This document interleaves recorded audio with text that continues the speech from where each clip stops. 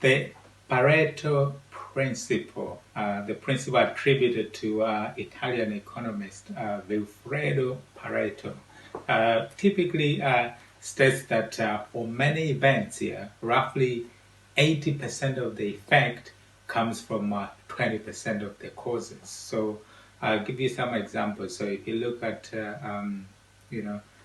your clothes, especially for women, either shoes or clothes, you will probably find that 20% of your shoes or clothes you probably wear 80% of the time. Even on a farm, for example, probably a farmer producing milk, find that 80% of the milk, will come from 20% of the cows.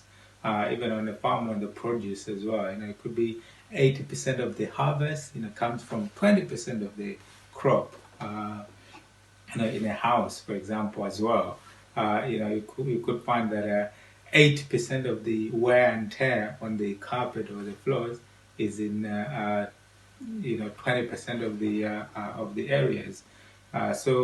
It's just roughly that the causes and the effect. It's a 20. It's an also known as an 80-20 principle. So how is this useful? It could be useful, for example, if you find that 80% of your sales in your business, for example, will probably come from 20% of your time. So this is a useful principle to actually understand in the context of your business, of what you're running.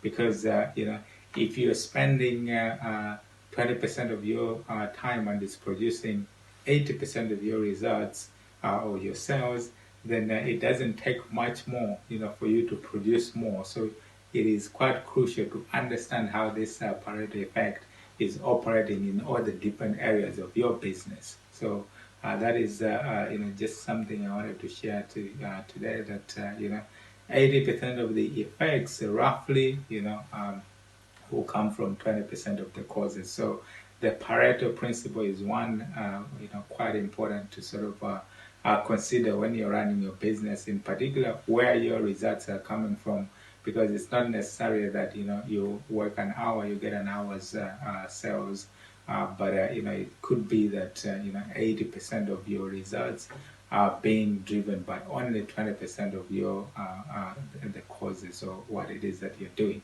So it is crucial to understand that. So I hope you go out there, experience, learn and grow, and bear in mind that Pareto Principle by Vilfredo Pareto, Italian economist. Until next time, cheerio.